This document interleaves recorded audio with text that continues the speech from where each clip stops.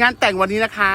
ธีมชุดไทยราชนิยม8แบบนะคะวันนี้วิกกี้ก็มาในชุดไทยรันต้นแล้วก็พร้อมสายสะพายและมงกุฎนะคะเดี๋ยวจะพาไปดูว่าใครแต่งอะไรมาบ้างนะคะวันนี้ดาราไร่เรียงเดียรดา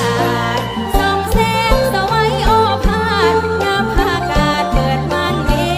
ฆโฮเสียงแซวแซวโฮทวนกองผู้เฒ่าผู้ทององค์กราบองค์พระสงฆ์นอเนื้อผู้ทอยอดอกถวายบัดนี้ได้สมมาพาบวนพากระโดดยกส่วนทานต้นดอกไม้แบกขึ้นมาแล้วนับยังไงหัวหอมฟองใสเฮาได้เห็นเห็นเป็นขบวนส่วนที่